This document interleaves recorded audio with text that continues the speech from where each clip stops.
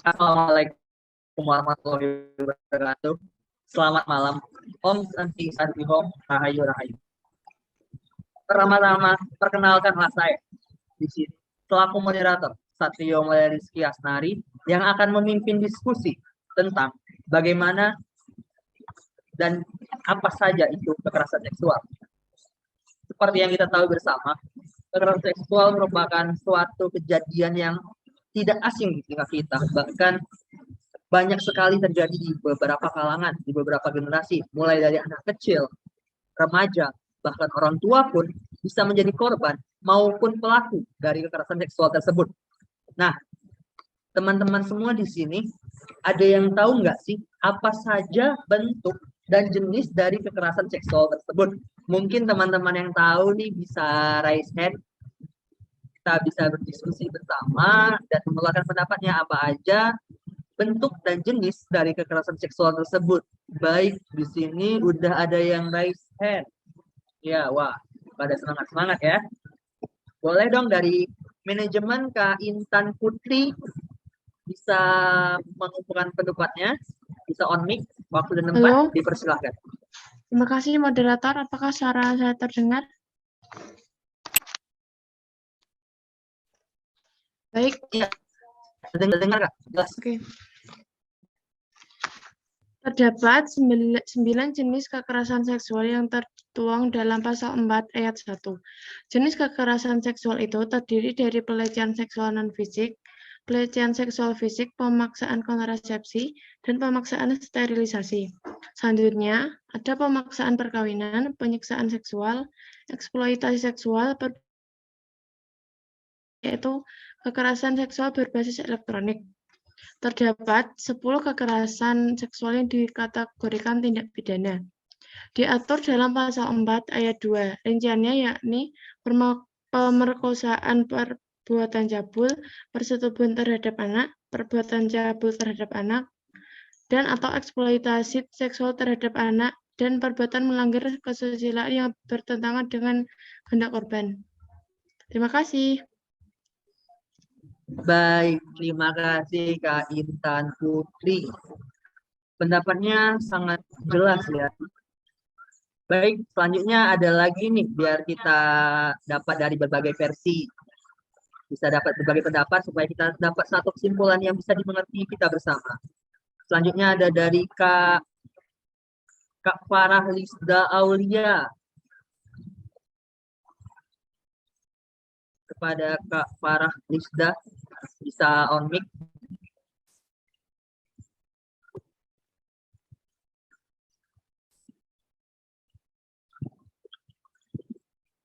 Farah Lisda, Kak Farah. Oh, sepertinya Kak Farah Lisda terganggu jaringan. Baik, kita bisa ke selanjutnya. Kepada ada Kak Holi Satu Nisa. Boleh nggak? Waktu dan tempat dipersilakan. Baik, sebelumnya Kak Satrio, terima kasih atas kesempatan ini. Mungkin aku mau nambahin sedikit sih. Perkenalkan dulu, nama saya Holi Nisa dari Prodi Pendidikan Ekonomi. Jadi mungkin dari kakak sebelumnya sudah dijelasin tentang bentuk menurut Undang-Undang TPKS. Nah, aku di sini mau nambahin sedikit nih menurut Komnas Perempuan. Jadi di Komnas Perempuan tuh ada tingkatannya. Yang pertama yaitu ada tingkatan yang pertama, golongan pertama yaitu ada pemerkosaan, pelecehan seksual seperti catcalling atau semisal kata yang menjuru ke seksual. Yang ketiga ada intimidasi seksual termasuk ancaman atau percobaan perkosaan. Yang ketiga keempat ada penyiksaan seksual. Yang kelima ada praktik tradisi penuaan seksual yang membahayakan atau mendiskriminasi perempuan. Selanjutnya yaitu ada tingkatan yang kedua, golongan yang kedua, yaitu ada prostitusi paksa, perbudakan seksual, eksploitasi seksual, perdagangan perempuan untuk tujuan seksual, penghukuman tidak manusiawi, dan bernuansa seksual. Tingkatan yang tiga yaitu ada pemaksaan kontrasepsi dan sterilisasi, Yang kedua ada pemaksaan kehamilan. Yang ketiga ada pemaksaan aborsi. Yang keempat ada pemaksaan perkawinan. Yang kelima ada kontrol seksual termasuk lewat aturan diskriminatif beralasan morasi dan agama.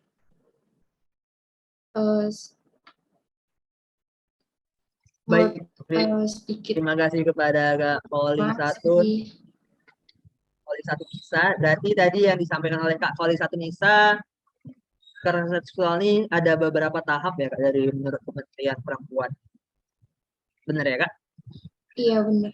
Oke, nah seperti yang kita tahu bersama teman-teman bahwa ternyata kekerasan seksual ini ada macam-macam bentuknya. Seperti kekerasan insan ada 9 bentuk dan juga ada beberapa tahap dari kekerasan seksual ini tersebut menurut Kak Poli satu Nisa. Nah, menurut teman-teman sekalian, ada nggak sih dampak nyata ataupun tidak nyata yang dialami oleh korban kekerasan seksual tersebut? Mungkin teman-teman di sini yang ingin menyampaikan pendapatnya bisa raise hand. Oh, di sini ada Kak Afiahul Karomah. Boleh Kak on mic dan menyampaikan pendapatnya, waktu dan tempat dipersilakan. Baik, terima kasih atas kesempatannya Kak Satrio. Sebelumnya, perkenalkan terlebih dahulu, nama saya Afiyahul Karomah, biasa dipanggil Afi, dari Prodi Akuntansi. Menurut saya, dampak kekerasan seksual pada korban, dampak kekerasan seksual ini memang sangat besar, tapi hal ini memang sangat sulit untuk dibuktikan. Berikut merupakan dampak dari kekerasan seksual. Saya akan bagi menjadi 3 bagian. Yang pertama, dampak psikis, yang kedua ada dampak fisik, dan yang terakhir dampak sosial. Yang pertama, dampak psikis. Dampak psikis dari kekerasan seksual pada korban itu diantaranya, yang pertama, korban menjadi mudah gelisah, cemas, dan panik. Biasanya yang terjadi setelah mengalami kekerasan seksual, korban jadi mudah panik, cemas, dan gelisah. Yang kedua, ada gangguan stres pasca trauma. Korban yang biasa mengalami pelecehan kekerasan seksual biasanya mengalami trauma berat yang menyebabkan gangguan pasca trauma. Kemudian yang ketiga, mengalami gangguan tidur dan kerap mimpi buruk. Yang keempat, suka menyakiti diri sendiri. Biasanya korban bisa sampai menyakiti diri sendiri karena merasa kecewa dan benci kepada dirinya sendiri, yang menyebabkan dia melampiaskan rasa benci tersebut dengan menyakiti dirinya sendiri. Kemudian yang kelima, muncul dorongan untuk mengakhiri hidup atau bunuh diri. Ini sih yang paling fatal. Kemudian dampak fisiknya, dampak fisik bagi korban kekerasan seksual, yang pertama, muncul nyeri kronis, yang kedua, terkena penyakit menular seksual seperti HIV, yang ketiga terjadi infeksi atau pendarahan, yang keempat menyebabkan kehamilan.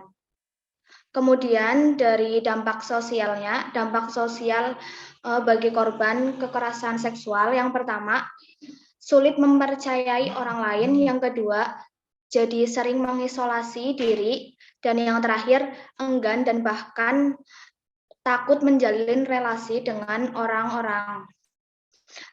Begitu pendapat dari saya mengenai dampak kekerasan seksual pada korban. Terima kasih.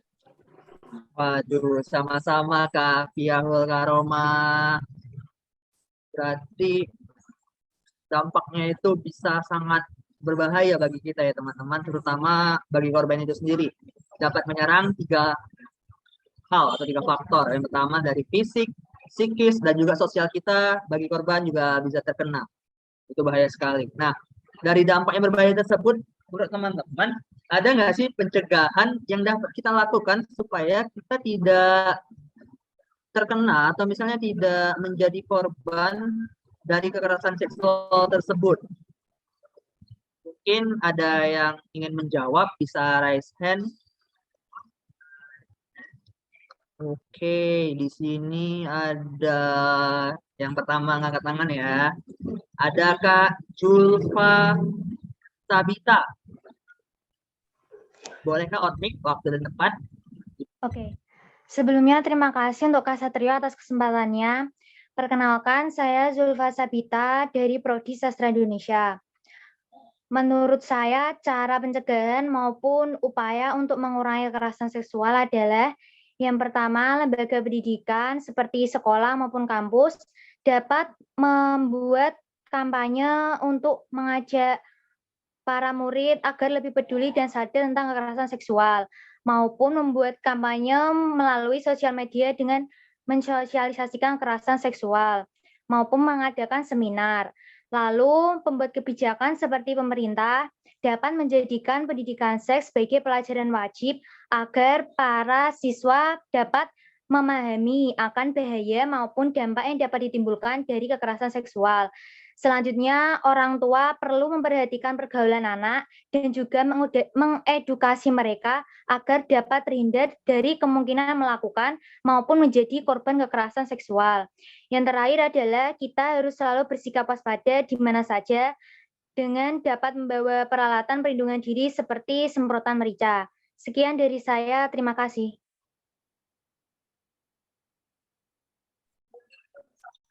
Baik, terima kasih kepada Kak Zulfa Sabita. Seperti yang kita tahu teman-teman, seperti kata Kak Zulfa Sabita tadi, bahwasanya kita bisa mencegahnya dengan menjaga diri dan juga mendidik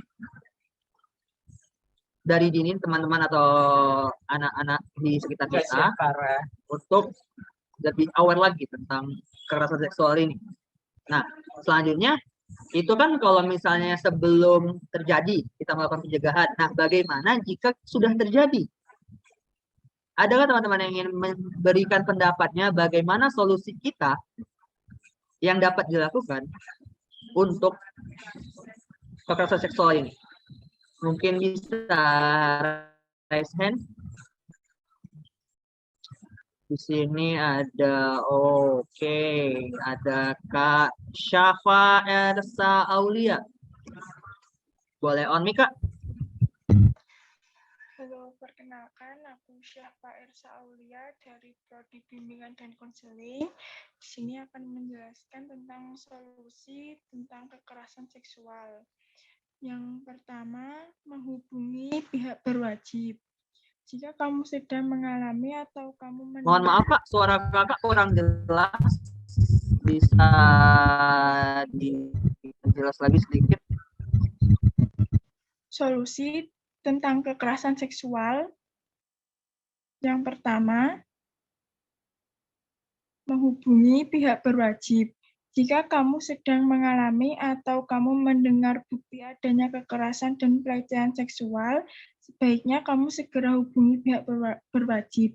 Dengan ini, kamu dapat menyelamatkan diri dari kekerasan seksual terhadap perempuan. Selain itu, hal ini juga dapat dilakukan agar pelaku mendapatkan sanksi dan mendapatkan hukuman yang setara dengan apa yang dilakukannya kepada korban. Yang kedua, berani bersikap tegas. Kekerasan dan pelecehan seksual kerap terjadi di tempat umum, sehingga kamu harus lebih waspada dan berjaga-jaga. Jika hal ini terjadi padamu ketika kamu sedang menggunakan transportasi umum, yang mana hal ini sangat rawan terjadi, segeralah untuk menegur orangnya agar ia merasa dipermalukan dan pelaku tidak akan berani melakukannya lagi. Yang ketiga, dapatkan dukungan dari keluarga dan teman terdekat. Ketika kamu mengalami kekerasan atau tindakan pelecehan seksual, sebaiknya kamu membuka diri ke keluarga atau teman terdekat untuk bercerita. Bahkan dengan adanya hal ini, kamu dapat menjadi sukarelawan atau membuat komunitas untuk mencegah terjadinya kekerasan dan pelecehan seksual di sekitarmu. Ya, cukup dari saya.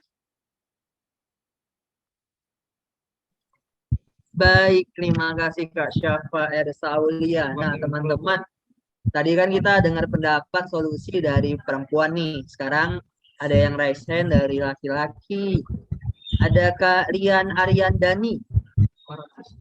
Bisa on mic, Kak, menyampaikan pendapatnya, waktu dan tempat dipersilakan. Nah, sedikit menambahkan apa yang telah disampaikan oleh Syafa. Sebelumnya, perkenalkan dulu, nama saya Rian Aryandani dari Program Studi Teknologi Pendidikan. Seperti yang disampaikan oleh Syafa, saya sangat setuju sekali Namun saya akan menambahkan beberapa hal untuk mencegah terjadinya kekerasan seksual, yaitu hindari berpergian dengan orang yang baru kita kenali. Selain itu, cara lain yang dapat dilakukan adalah menghindari berpergian dengan orang yang baru kita kenali.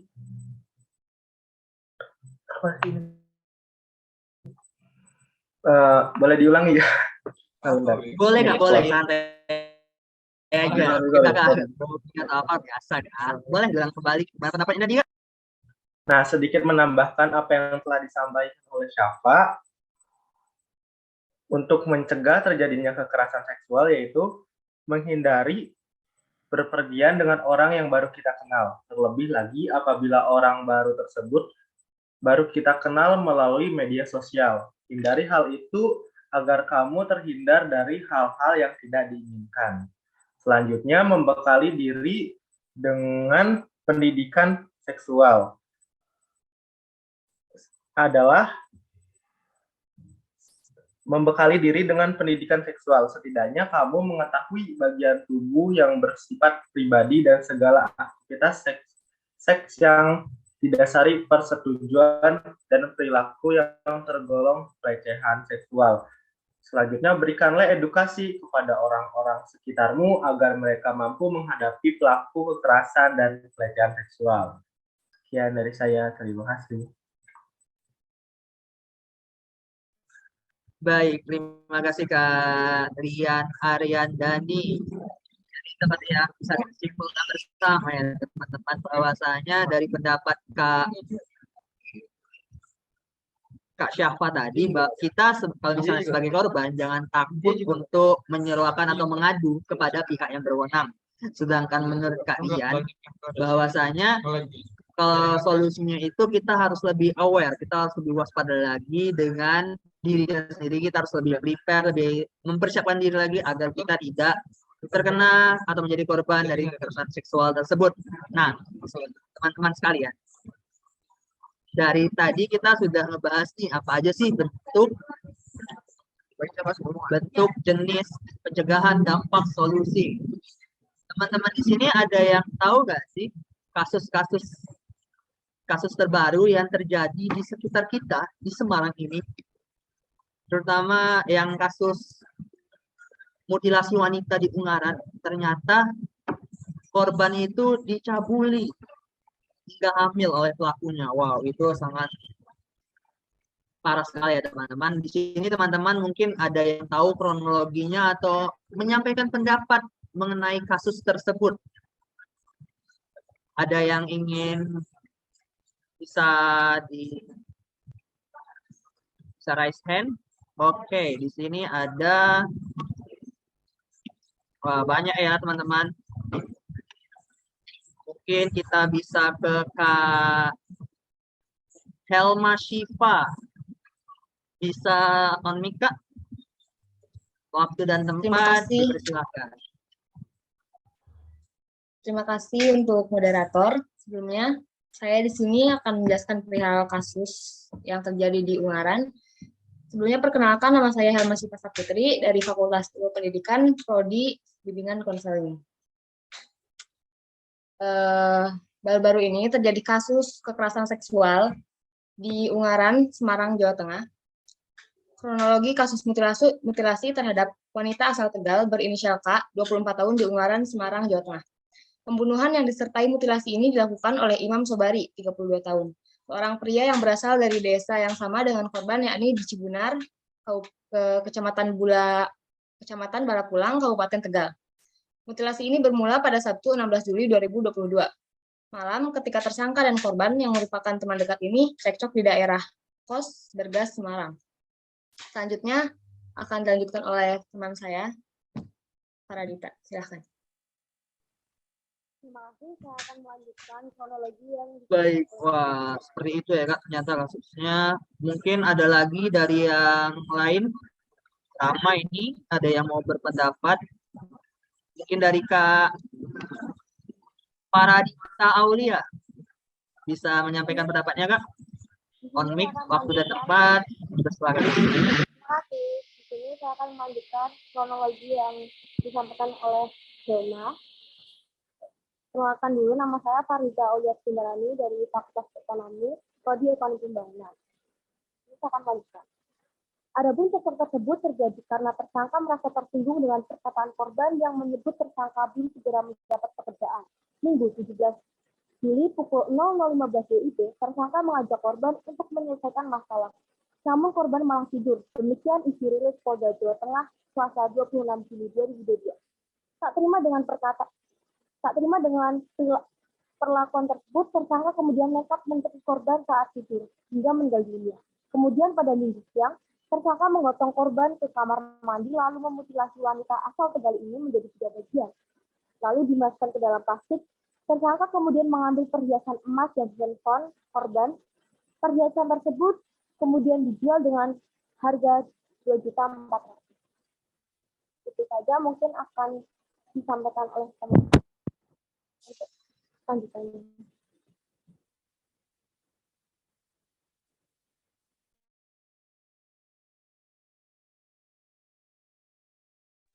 Baik, udah. Terima kasih kepada Kak Faradita. Selanjutnya dari pihak laki-laki lagi nih, ada Kak Yudan Lutfi. Boleh on mic Kak, waktu dan tempat dipersilahkan. Maaf Kak, sebelumnya yang pihak perempuan dulu baru saya. Sorry moderator, harusnya ke saya dulu. Tadi yang raise saya dulu. Oh, seperti itu. Jadi Kak Yudan ini memberi kesempatan dulu kepada Kak Alia Khairunisa. Boleh? Kalau seperti itu, ada Kak Alia Khairunisa dari Fakultas Ilmu Pendidikan. Boleh on mic, waktu dan tempat dipersilahkan. Oke, di sini saya akan melanjutkan dari teman saya tadi. Jadi sebelumnya saya memperkenalkan diri dulu. Nama saya Alia Khairunisa dari Fakultas Ilmu Pendidikan. Jadi kronologi selanjutnya adalah pada Senin siang, tersangka kembali melakukan mutilasi terhadap tubuh korban dan dipotong menjadi 11 bagian. Dan dibungkus menggunakan 7 kantong plastik dan dibuang di 4 lokasi berbeda. Dan ada 3 lokasi yang dibuang itu ada di Sungai Kretek Bergas dan Sungai Restoran Simori Bergas, dan ada lagi di Sungai Wonogoyo. Dan tak hanya itu, tersangka juga sempat mengambil uang di m-banking korban sebesar 300.000, dan juga dia menghilangkan barang bukti berupa pisau, selimut pink, dan handphone sebelum melarikan diri ke Tegal dengan menggunakan kereta. Sekian kronologi dari saya, bisa dilanjutkan oleh rekan saya. Baik, terima kasih Kak Alia Khairunisa. Selanjutnya tadi yang lelaki yang memprioritaskan wanita duluan. Selanjutnya ada Kak Yudan nih, yang dari tadi sudah raise hand. Boleh Kak on mic, waktu dan tempat dipersilahkan. Baik, sebelumnya terima kasih kepada moderator. Perkenalkan, nama saya Yudan Lutfi Fadila dari Prodi Pendidikan Teknik Otomotif. Di sini saya akan menambahkan ke Alia yang tadi. Saat ini tersangka IS telah ditangkap dan ditetapkan sebagai tersangka dalam kasus mutilasi tersebut. Atas tindakannya ini IS dijerat pasal 339 KUHP, subsidiar pasal 338 KUHP tentang tindak pidana pembunuhan. IS pun terancam hukuman pidana penjara paling lama seumur hidup atau pidana paling lama 20 tahun. Diberitakan sebelumnya, potongan tubuh manusia ditemukan warga di sekitar aliran Sungai Kretek di Desa Kalongan, Kecamatan Ungaran Timur, Kabupaten Semarang pada hari Minggu. Sementara potongan tubuh lainnya ditemukan sekitar 11 km dari titik penemuan pertama. Sekian, terima kasih.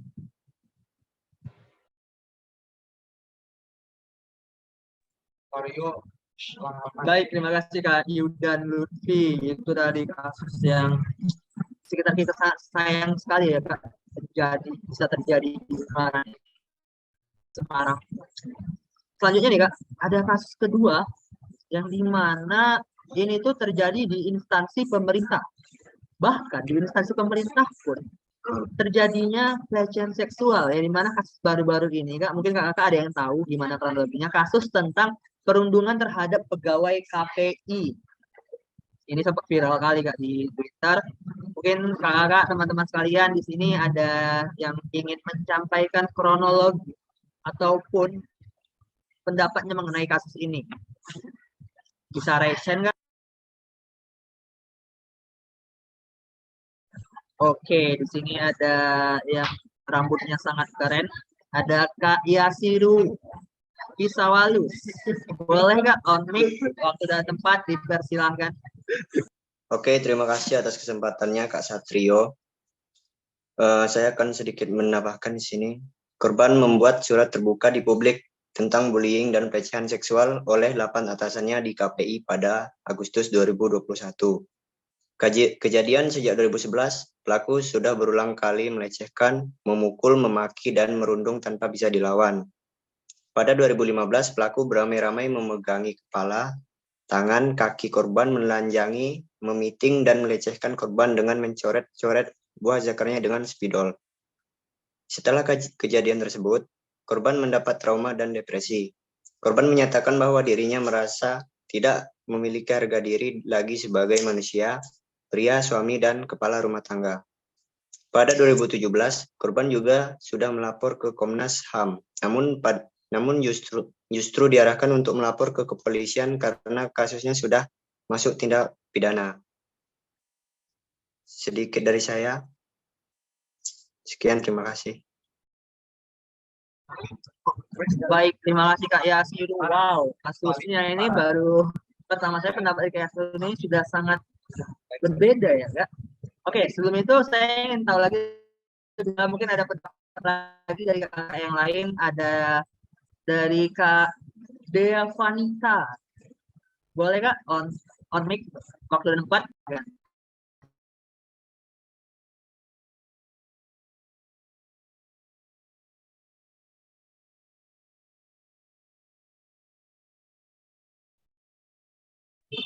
Mohon maaf Kak, suaranya kurang jelas.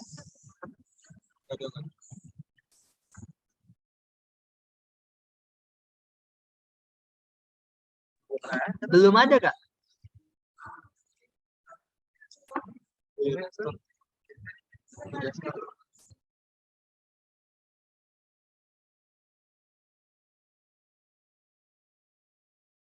Teman-teman mungkin terdengar? Soalnya saya nggak terdengar. Maaf, Belum masuk. Belum terdengar. Mungkin dilepas saja itu handsetnya, Kak. Sudah? Sudah. Oke, sudah. Boleh lanjutkan. Oke, mohon maaf sebelumnya. Saya lanjutkan. Di sini tentang kasus perundungan dan pelecehan seksual pegawai KPI tadi. Setelah melakukan pelaporan pada tahun 2018, korban juga melakukan pelaporan lagi pada tahun 2019. Korban melaporkan ke Polsek Gambir, namun malah diminta untuk menyelesaikan masalahnya secara internal dan tidak ditindaklanjuti. Kemudian pada September 2021, kepolisian baru menyelidiki kasus ini lebih lanjut setelah viral di berbagai media sosial. Setelah korban melapor pun, pihak pelaku masih mengklaim bahwa mereka lah yang menerima kerugian yang paling besar, karena korban menulis nama mereka dengan jelas di surat terbukanya, sehingga berimbas juga kepada keluarga pelaku.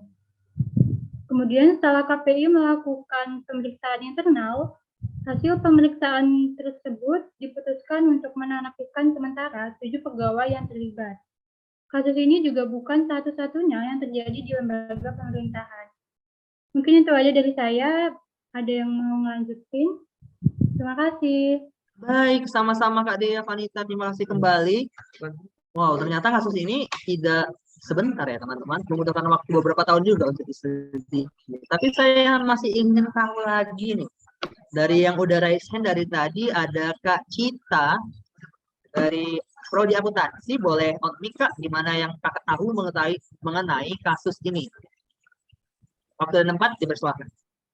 Baik, terima kasih kepada moderator. Mungkin perkenalkan, nama saya Cita Ananda Sulistiani dari Prodi Akuntansi. Saat di sini saya ingin menambahkan tentang sedikit opini kasus perundungan dan pelecehan seksual pegawai KPI. Mungkin pelaku kebanyakan dari kalangan yang memiliki kuasa sehingga saat korban melapor, kerugian yang diterima korban bisa berkali-kali lipat. Dan orang-orang yang lebih percaya pelaku karena kedudukannya lebih tinggi, jika pun ada yang percaya dengan korban, mungkin banyak yang tidak membela atau secara terang-terangan. Dan saat kejadian, banyak lembaga pemerintahan dan instansi negara dan pemerintahan hanya berkepedoman pada kode etik yang disiplin untuk menyelesaikan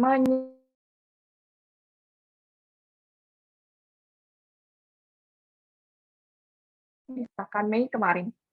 Jika ada kasus yang terjadi, baik itu yang sudah dilaporkan atau yang belum, diharapkan kepolisian bisa lebih tegas dalam menanganinya. Mungkin dari opini saya, terima kasih.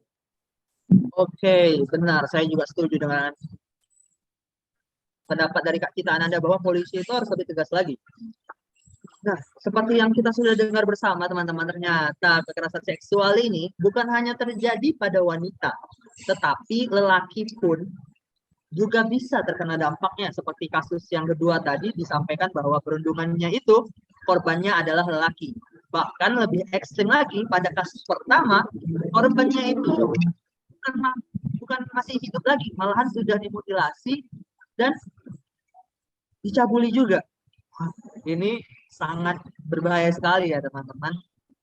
Ada nggak sih menurut teman-teman semua kekerasan seksual ini atau kasus ini dinaungi oleh pemerintah nggak? Atau ada nggak sih undang-undang mengenai kekerasan seksual ini? Mungkin dari teman-teman ada yang tahu perundang-undangan mengenai kekerasan seksual sehingga para korban ini bisa dilindungi oleh negara.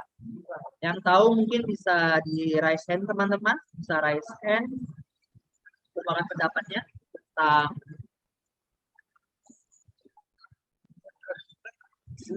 perundang-undangan. Oke, ramai ini sudah ada Kak Betty Agustina Asik. Boleh nggak on mic, waktu dan tempat dipersilakan. Oke, bentar. Suara aku kedengaran nggak? Kedengaran nggak? Sebelumnya makasih buat moderator waktunya. Perkenalkan, nama aku Betty Agustina Asik dari Prodi Pendidikan Matematika.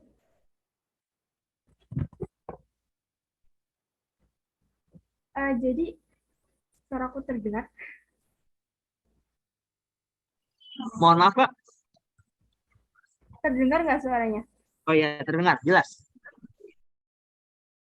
Aku ulang ya, tadi kayaknya nggak jelas juga. Perkenalkan, nama aku Betty Agustina Asik dari Prodi Pendidikan Matematika. Jadi untuk moderator tadi tanya tentang peraturan yang ada di Indonesia. Ini aku ngambil satu peraturan. Kita kan sebagai mahasiswa, jadi saya ambil Peraturan Menteri Pendidikan, Kebudayaan, Riset, dan Teknologi Nomor 30 Tahun 2021 tentang pencegahan dan penanganan kekerasan seksual atau PPKS di perguruan tinggi. Jadi, Peraturan Menteri ini mengatur tentang kekerasan seksual di perguruan tinggi yang mencakup non-fisik, fisik, serta melalui telekomunikasi, informasi, ataupun komunikasi. Nah, untuk Peraturan Menteri Pendidikan, Kebudayaan, Riset, dan Teknologi ini, ada 21 bentuk kekerasan seksual yang diatur. Aku kasih beberapa contohnya aja nih. Yang pertama, yaitu mengatur ketiadaan persetujuan dari korban dalam suatu tindakan kekerasan seksual. Jadi jika ada kegiatan, bukan kegiatan sih, kayak kekerasan seksual tanpa persetujuan korban, ini diatur ya dalam Peraturan Menteri ini. Selanjutnya, contohnya itu ada kayak diskriminasi atau pelecehan yang menjurus ke sektor yang kayak gitu juga, kekerasan seksual dalam bentuk ucapan, tatapan, maupun virtual. Lalu ada rayuan, lelucon, atau siulan yang seksual juga, atau biasanya kita sebut itu catcalling ya teman-teman. Jadi kalau catcalling juga diatur ya dalam peraturan menteri ini.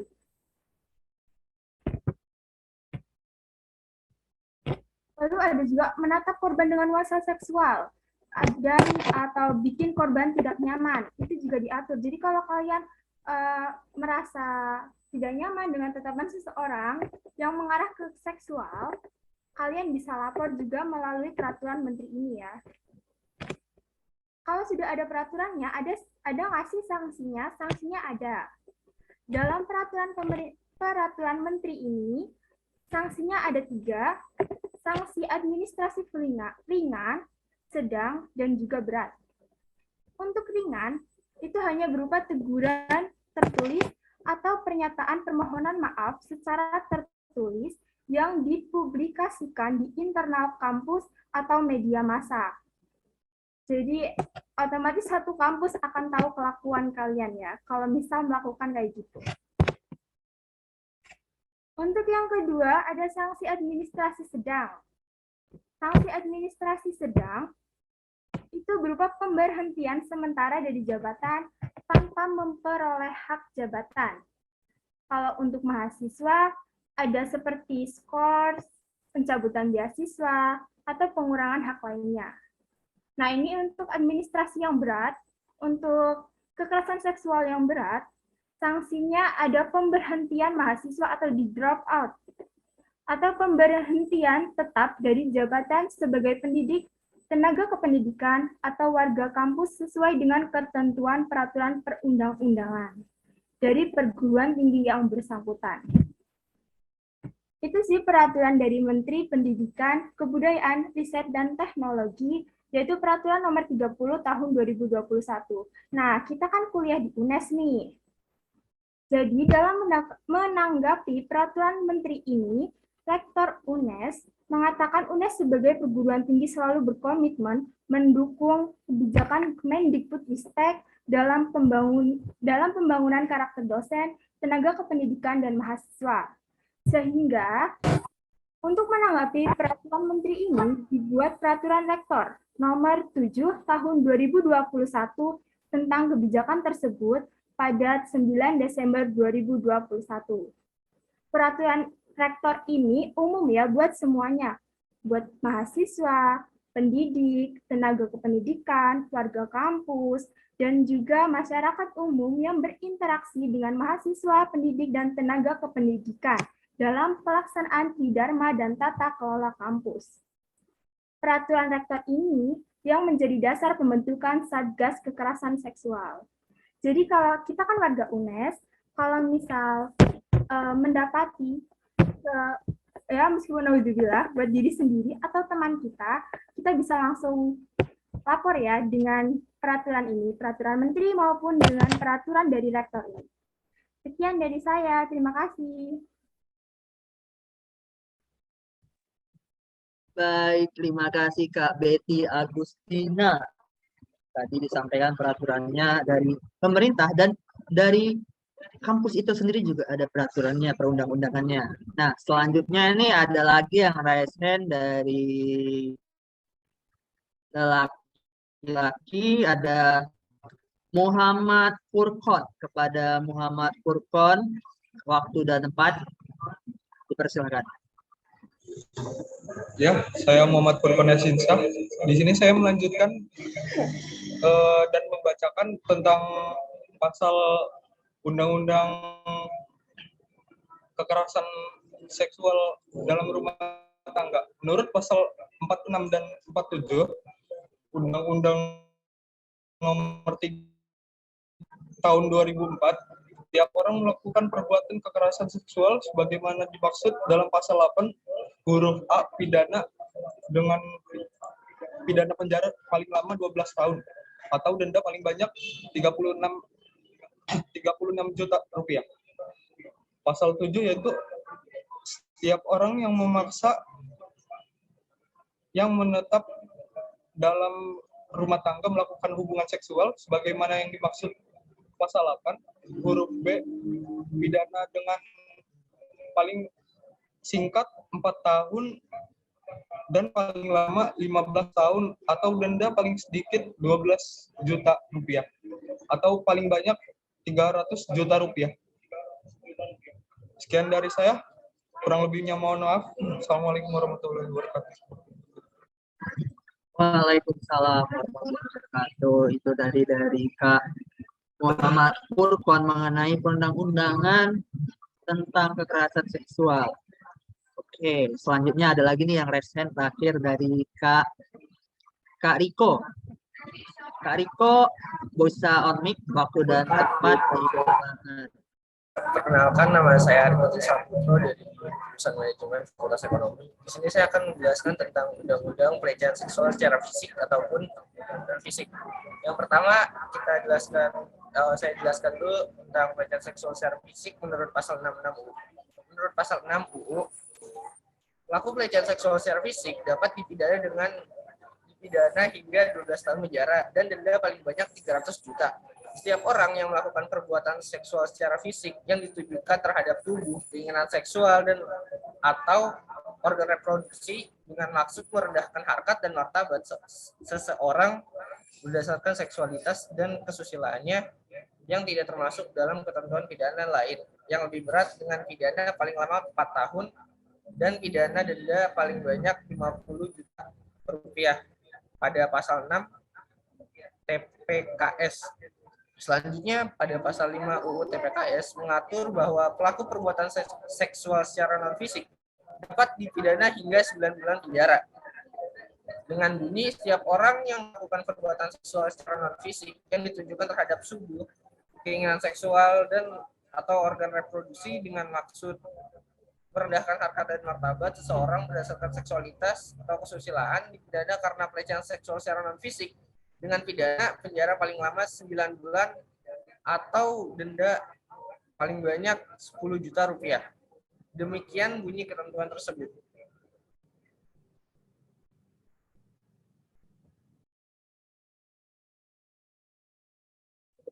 Baik, terima kasih Kak Riko. Wah, satu lagi nih ada juga yang angkat tangan dari Kak Niko Bagasworo.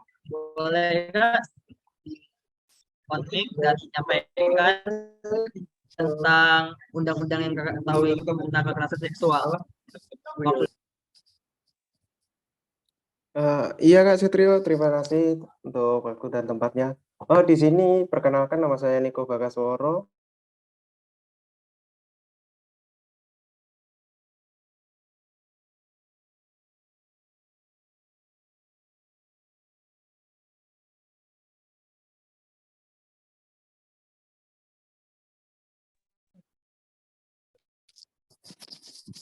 Halo. Kak Niko keluar ya?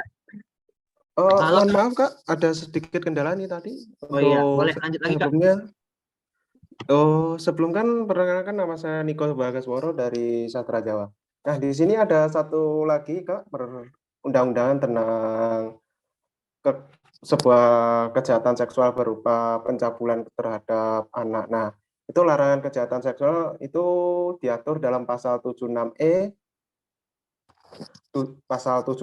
Undang-Undang Nomor 35 Tahun 2014 tentang perubahan atas Undang-Undang Nomor 23 Tahun 2002 tentang perlindungan anak. Dalam pasal 76E tersebut dikatakan setiap orang dilarang melakukan kekerasan atau ancaman kekerasan yang memaksa, melakukan tipu muslihat, melakukan serangkaian kebohongan atau membujuk anak untuk melakukan atau membiarkan dilakukan perbuatan cabul. Nah, untuk pelaku pencabulan terhadap anak dapat dikenai sanksi berdasarkan pasal 82 ayat 1, pasal 76E Undang-Undang Nomor 35 Tahun 2014 tentang perubahan anak, Undang-Undang Nomor 23 Tahun 2002 tentang perlindungan anak, dengan sanksi pidana berupa penjara paling singkat 5 tahun dan paling lama 15 tahun dan denda paling banyak 5 miliar rupiah.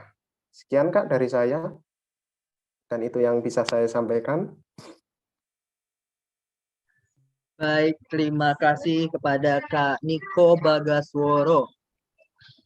Mungkin di sini saja ya, pertanyaan yang bisa saya sampaikan, diskusi yang bisa kita lakukan. Mungkin bisa saya simpulkan bahwasanya kekerasan seksual adalah setiap perbuatan merendahkan, menghina, melecehkan, dan atau menyerang tubuh, fungsi reproduksi seseorang karena ketimpangan relasi kuasa atau antar gender. Hal tersebut dapat mengakibatkan penderitaan psikis, fisik, maupun sosial dari korban tersebut. Nah, bagi yang terkena pelecehan seksual atau menjadi korban pelecehan seksual, itu jangan takut untuk mengadu. Karena pelecehan seksual ini sudah dinaungi atau sudah dilindungi oleh perundang-undangan negara, pemerintah, maupun di sekolah itu sendiri. Jadi, kita sebagai mahasiswa generasi bangsa, Mahesa Muda, tentunya ilmu ini yang kita dapat diskusi sekarang ini jangan hanya di kita saja, tapi kita bisa mempraktekkannya ataupun mengajarkannya kepada mahesa-mahesa ataupun mahasiswa di luar sana tentang kekerasan seksual. Karena kalau bukan dari kita, kalau bukan kita bersama-sama, siapa lagi? Mari kita bersama mengurangi kasus kekerasan seksual baik di lingkungan sekitar maupun di negeri yang kita cintai. Mungkin itu saja teman-teman, saya selaku moderator Satrio Rizky Asnari pamit undur diri. Mohon maaf bila ada kekurangan. Wabillahi taufiq wal hidayah. Wassalamualaikum warahmatullahi wabarakatuh. Selamat malam. Waalaikumsalam warahmatullahi wabarakatuh.